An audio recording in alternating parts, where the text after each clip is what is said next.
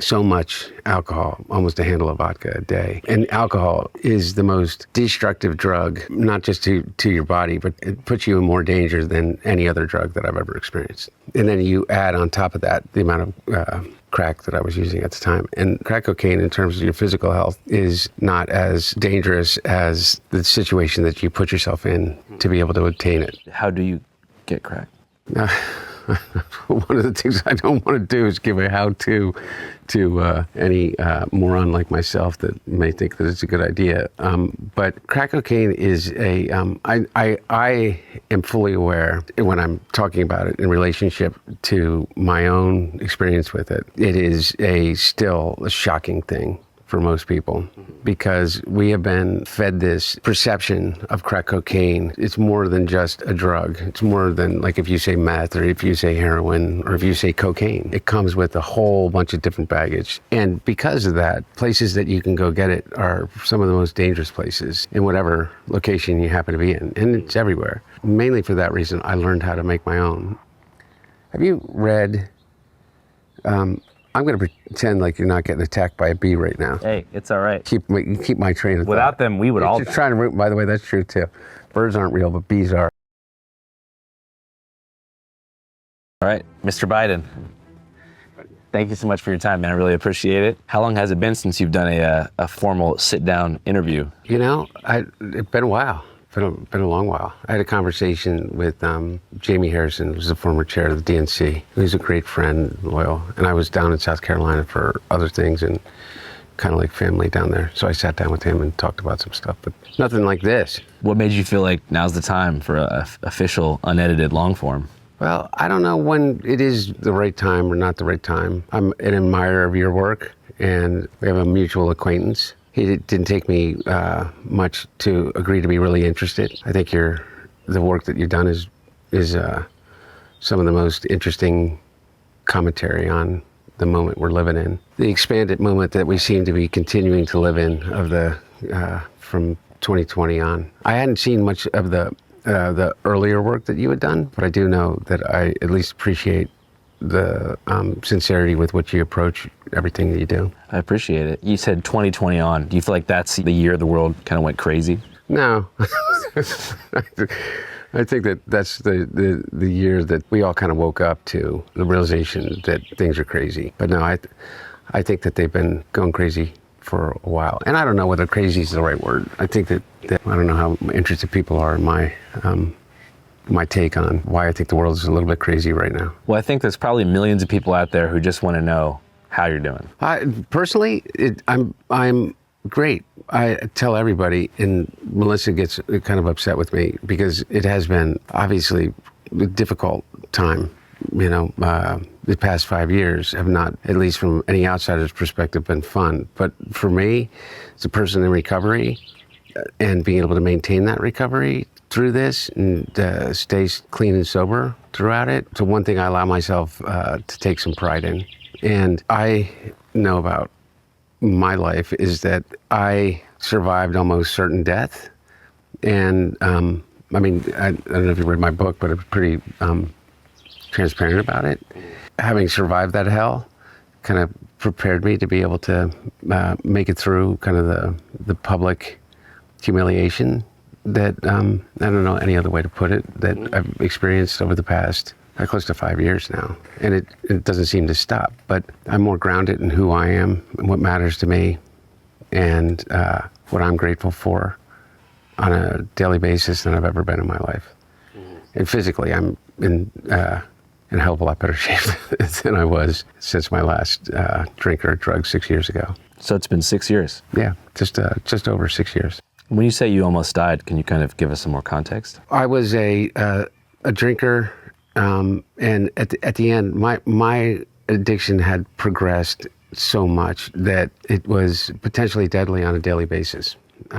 The thing that was the most concerning and the most real about, facing death was in actuality the alcohol. Once you fall into that lifestyle, and I wouldn't call it a lifestyle because there's no life to it at all. You enter a completely different world in which you're living kind of completely outside of the the bounds of any communal norms. I don't know. It's a scary place to be.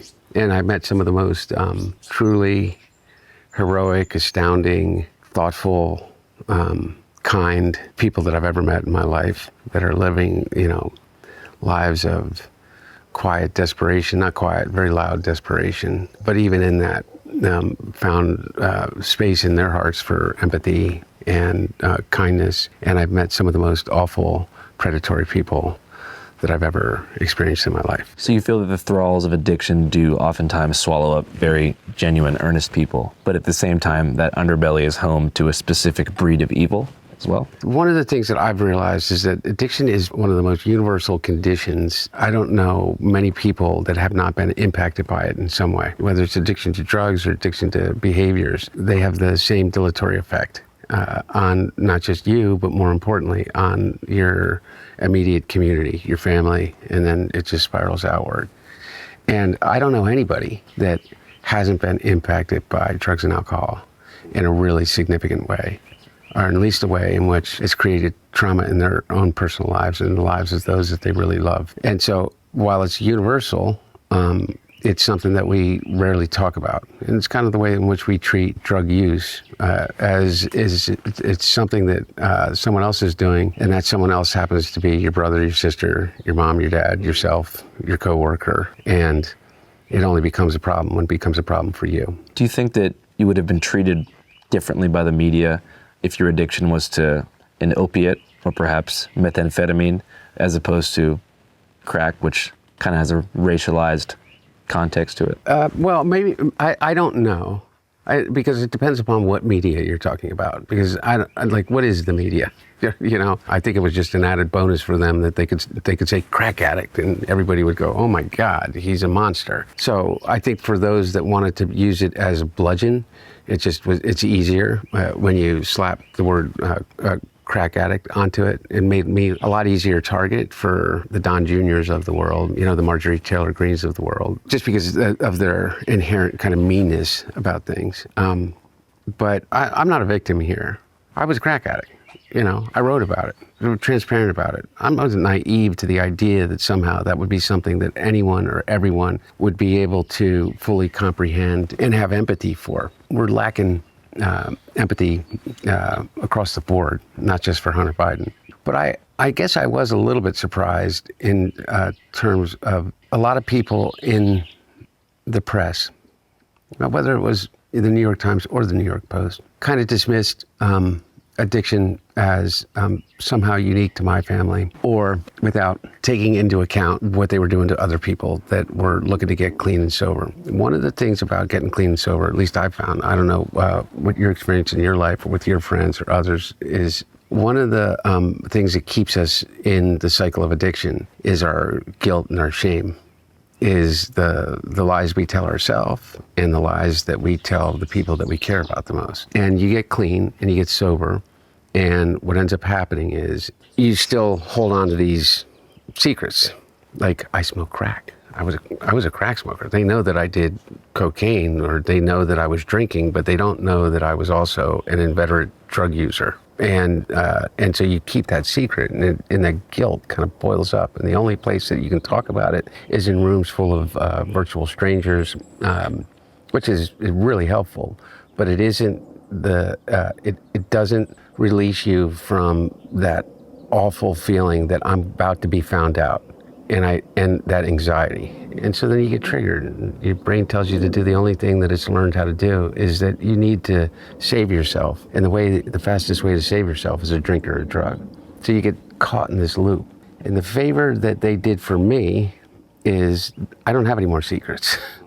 Now, not everything that's been said about me is true, but there are the things that most people would be very embarrassed about. I've been very open about. I spent more time on my hands and knees picking through rugs, smoking anything that even remotely resembled crack cocaine. I probably smoked more Parmesan cheese than anyone, and so I don't get triggered in the same way.